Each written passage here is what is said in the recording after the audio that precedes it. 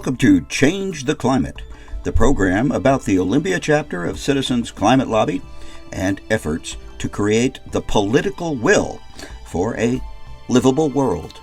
At every one of our meetings with the national group, there's always a speaker. And to introduce him, here is the Executive Director of Citizens Climate Lobby, Mark Reynolds. So Dr. Kaufman is a research scholar at the Center for Global Energy Policy at Columbia, leading research focused on climate change policy. He also teaches a course on energy decarbonization. During the Obama administration, he served as the Deputy Associate Director of Energy and Climate Change at the White House Council on Environmental Quality. And most importantly, from our perspective, in 2019, Dr. Kaufman published a paper about the impacts, both in terms of working to get towards net zero by 2050, and also the economic impacts of the Energy Innovation and Carbon Dividend Act. So I can't imagine how we could have a better guest to kick things off. And Dr. Kaufman, it's so great to see you, and thank you for joining us today. Thanks so much for having me. Just making sure you can hear me? Mm-hmm. Okay, great.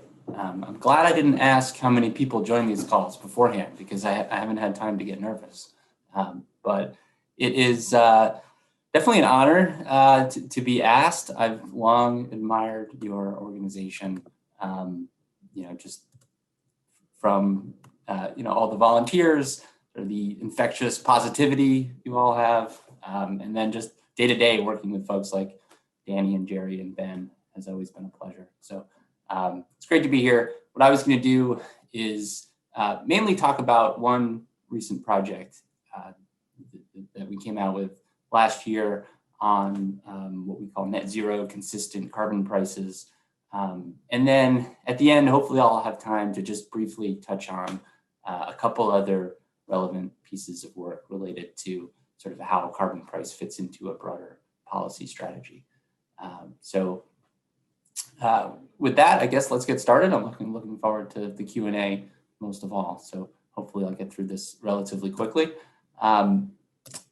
The premise of this particular study I'm going to talk to you is that, I work at a policy center at Columbia. So we spend a lot of time talking to policymakers and staff. And the question they tend to ask us, maybe more than any other, is, if we're designing a carbon price, what's the right price to set? They're not interested in our take on the politics. They're saying, sort of starting from first principles, what's the right price? And if you ask an economist that question traditionally, they'll typically answer in one of two ways. They'll either say, well, there's no such thing as a right price on carbon, or they'll point to a concept called the social cost of carbon. And the social cost of carbon is essentially this sort of textbook idea that we're going to count up all of the damages caused by a ton of carbon dioxide emissions and balance it with the costs of reducing emissions and set the price that way. It's a great theory. In practice, it's just not very helpful to policymakers. You see on my screen here, you have this decades-long literature on the social cost of carbon that finds that the right carbon prices can be anywhere from about zero to over $1,000 a ton, which is essentially no carbon price to the strongest carbon price you could possibly imagine.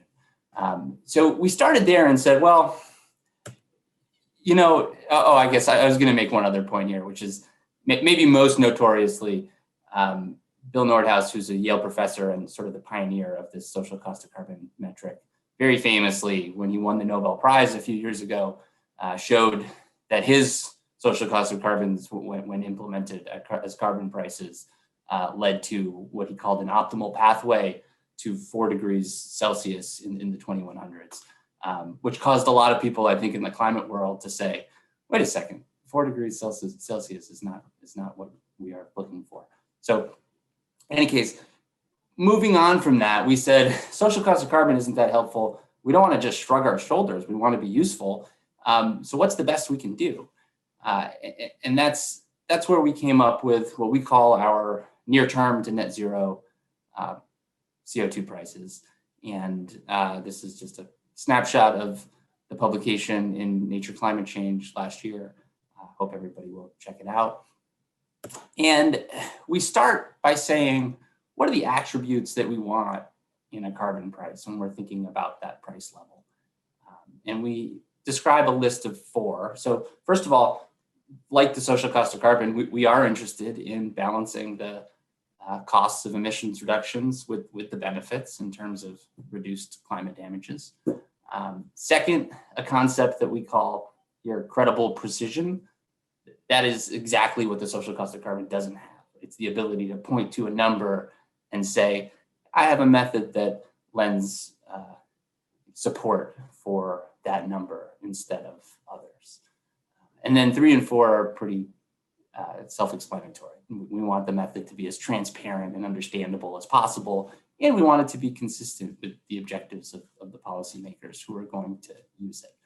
So there's a lot of things that aren't on here. Again, politics is huge and important, but just not modelable by people like me. So it's outside the scope of our study. What we came up with, again, we call it near term to net zero. It's 4 simple steps. It's really nothing revolutionary. We think this is how policymakers think about this issue already. We're just providing some rigor or formality in the case of a carbon price. You can see the steps here. Number 1, you want to set a target, a net zero CO2 emissions target. Net zero is really important. It's not just a slogan. At the global level, net zero is where warming stops. So, unlike a concept like 2 degrees or some temperature constraint, net zero relates directly to the science, and it's easy to divvy up a net zero target, right? Because everyone's got to get there at least eventually on average. So the second step is setting an emissions pathway to that target. The third step is to estimate the prices that, when you combine them with other policies, is consistent with that desired emissions pathway in the near term. So I want to say 2 things about this third step that are the key differentiators between what we've done and what a lot of the other work out there on carbon pricing has tended to do. First of all, focusing on the near term. So when we say near term, on these climate timescales, we're talking about a decade is how far we're looking. And a lot of the other work has been done just because climate is such a long-term problem. People look out to 2050 or 2100 and they say, what are the carbon prices we need to get all the way there? And in our judgment, the types of models that we use here just aren't useful on that type of time scale. We can't predict technological innovation or the evolution of economies over a century. We can, I think a decade is really starting to strain credibility on that front. So that's number 1.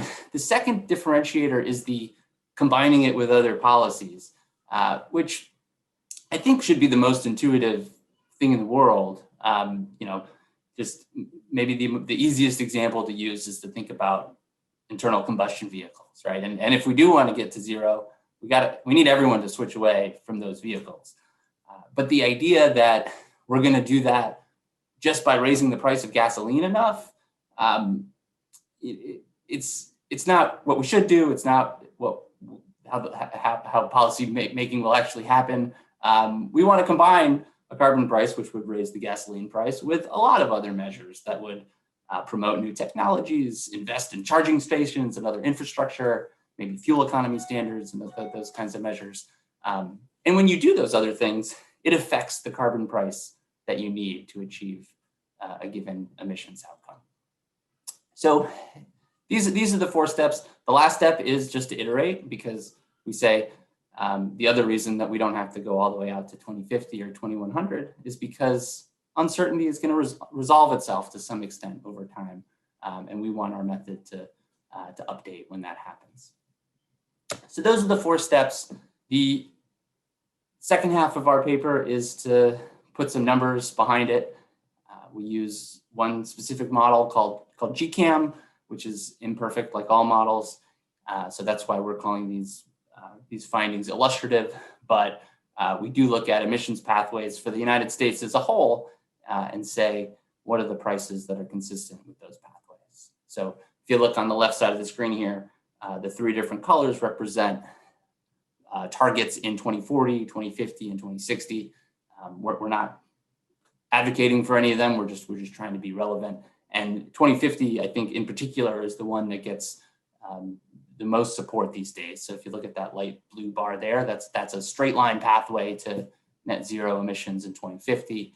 And then if you move over to the other side of the screen, you see the blue range of CO2 prices, which come out to in the ballpark of $50 a ton in 2025 and $100 a ton in 2030.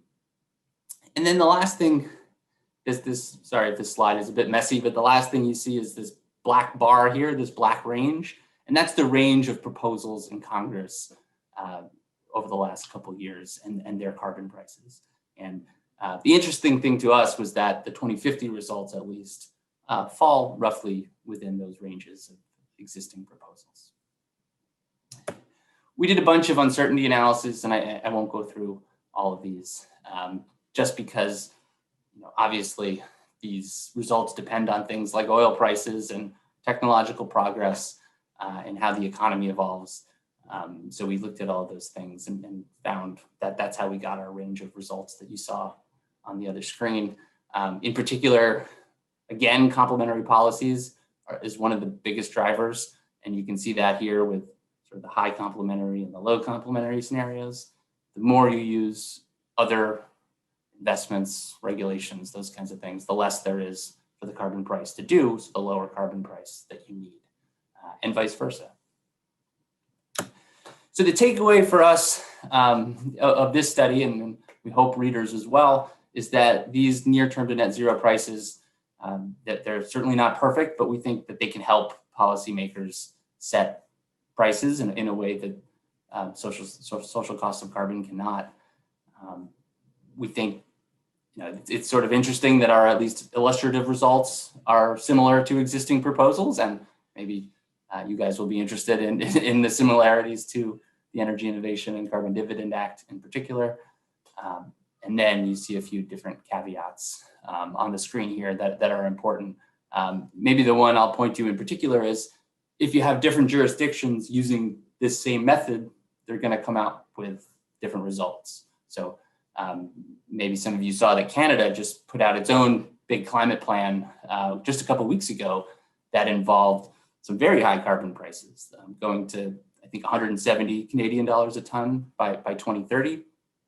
But the context is important because Canada, you would expect, would actually need much higher carbon prices than the United States to achieve the same progress. And that's because their electricity system is very clean to begin with. They don't have this huge amount of dirty coal still existing in the mix that is sort of relatively low-hanging fruit to reduce emissions that we have here. So that's that study. Mark, do I have a couple more minutes still to talk about these other studies? How am I doing on time? You're doing great. Okay. Yeah.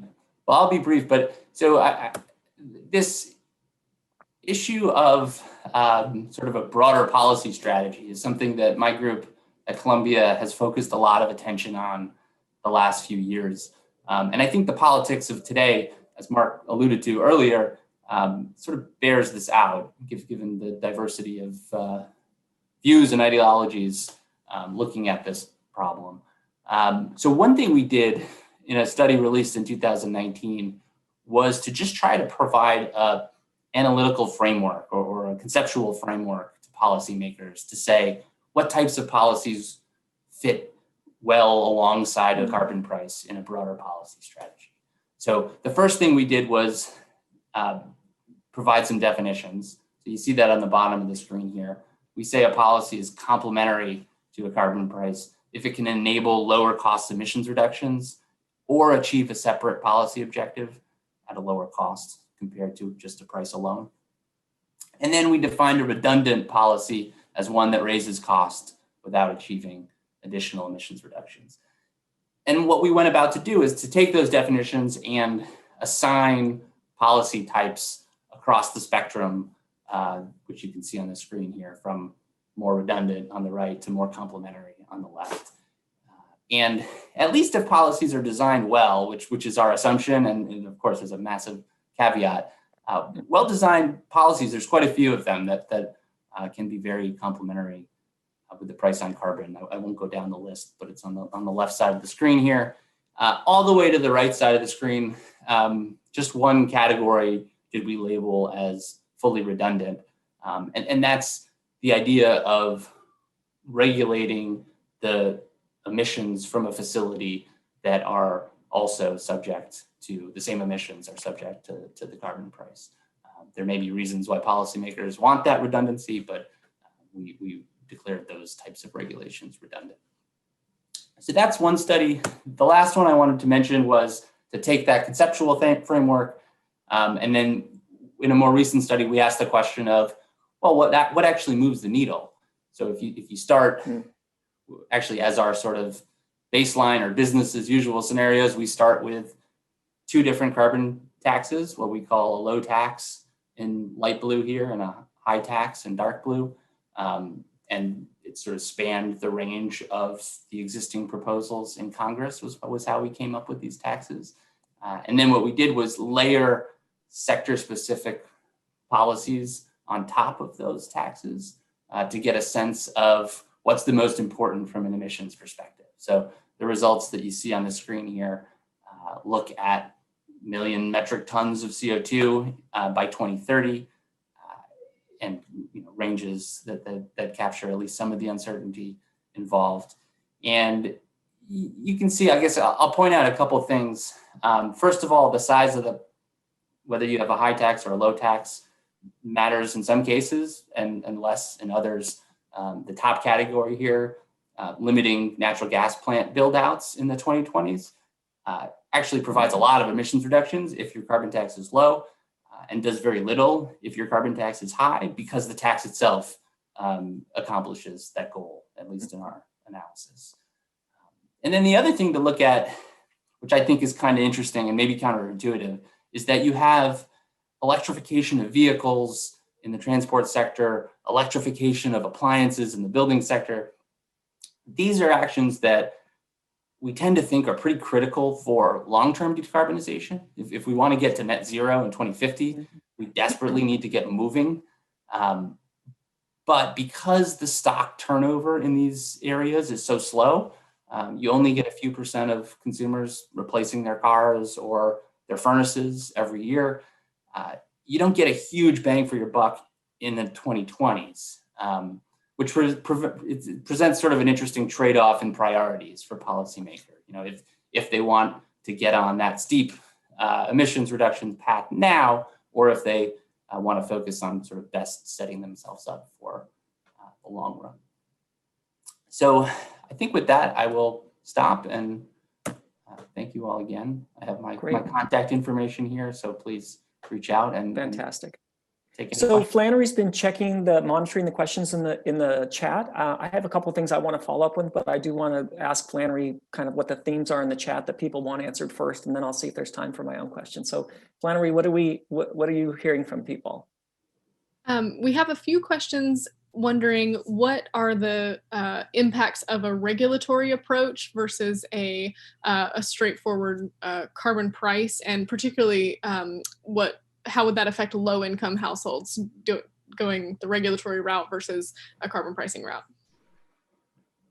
Yeah, well, I mean, first, I guess I'll say those are not necessarily mutually exclusive concepts, because if you think back to, there was the Clean Power Plan of the Obama administration, which essentially allowed states to set up carbon prices in the power sector if they wanted to, right? So you can have regulations that enable market-based solutions. But I think this, if I can get at maybe the spirit of the question, which is sort of market-based versus command and control, mandates for what you need to do. I mean, for low-income households, there's two competing things going on. Number one is the revenue from the carbon price, which is really important, as I'm sure you all know from advocating for this policy. if you use even a portion of the revenue, but certainly all of the revenue, to compensate those who pay the price, you can retain the incentives for emissions reductions while making sure that the price increases don't harm low-income households, that they come out ahead based on the money that they get back. So that's the good side. The bad side with something like a carbon price is that you're forcing consumers to pay for all of the emissions, whereas you can design regulations to basically say, we're not going to worry about emissions up to a certain point. We're only going to worry about them above a certain emissions rate or something like that. So if you think about something like a clean electricity standard, the price impacts of that in the power sector are probably going to be lower than the price impacts of a carbon price.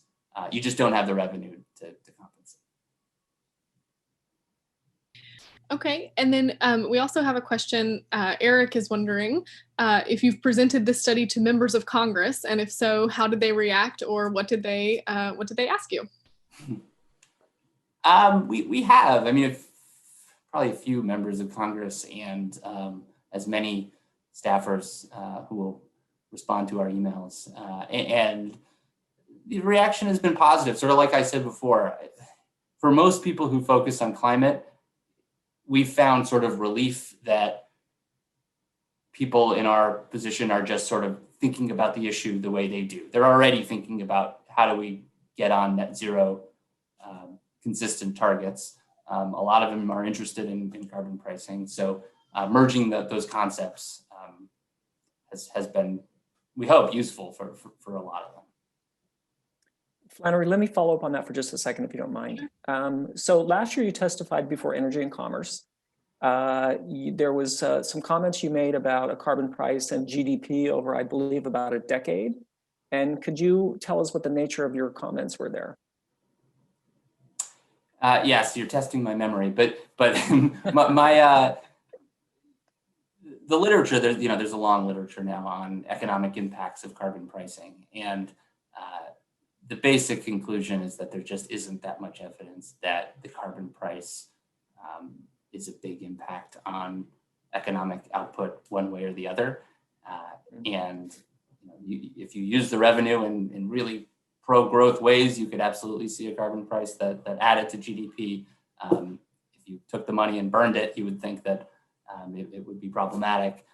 But when we've actually gone back and sort of taken an empirical look at things, how have places that put into carbon price fared?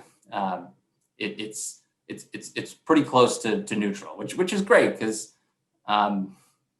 that's essentially our metric of the cost of the policy, right? So the benefits of the emissions reductions, if we're thinking of economic impacts as the costs, and the costs are near zero, that's a pretty good deal. Yeah. Flannery, we have time for one more. Do you have one more that jumped out at your attention?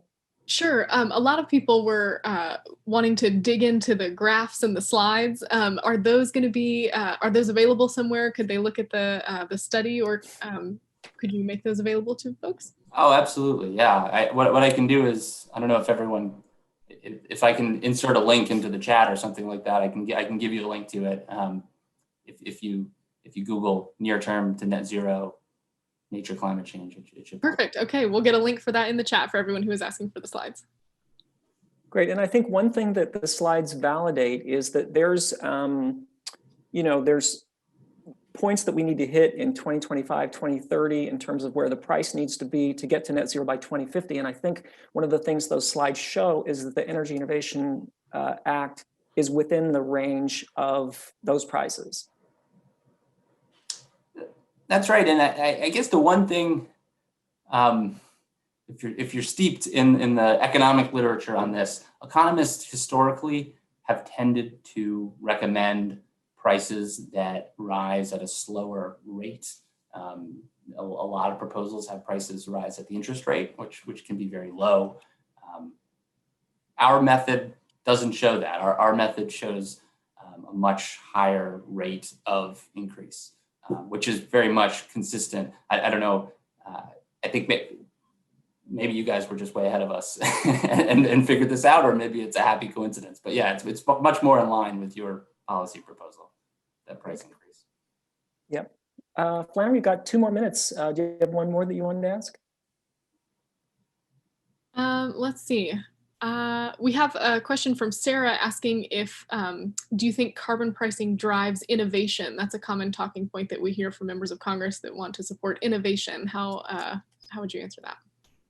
It's a hard thing to measure, but certainly from a conceptual standpoint, we think it does. Because if you have a signal to the economy that says in 10 years, we're going to have, emissions fall by 40, 50% or whatever, and in 30 years, we need a carbon-free economy, that's a really strong signal to people putting in place investment dollars now that, the money is going to be in the lower carbon solutions, right? And that's the process by which we think innovation happens. I guess that's one side of the process. The other side of the process is you put in place a climate policy, you get deployments now. And when you get the big deployments now, you have something we call learning by doing, where the more we do something, the better we get at it. That's certainly what we've seen with solar over the years, where the price has just fallen, the more we've gotten better at it. So I think both of those effects combined make us believe it certainly should accelerate innovation. Again, it's a really, really hard thing to measure in practice. Great. Well, we have certainly wanted you on this call for a long time, and this didn't disappoint at all. This has been fantastic. Zoom stops counting for our webinars at 1,200 people. Wow. So we know there's at least 1,200 people on live, and there'll be another at least 5,000 or 10,000 who will listen to the recording. So we're glad that we could get you in front of a bunch of people, and you're welcome to stay on the next 10 minutes with us while we go over a couple of things, but we've been looking forward to this, and we're really, really pleased you could join us. That's great. Well, thanks again for having me. Great. Fantastic. If you would like to talk with Olympians about our chapter of CCL or find any other chapters in any other town, go to citizensclimatelobby.org/chapters. Thank you for joining us on Change the Climate.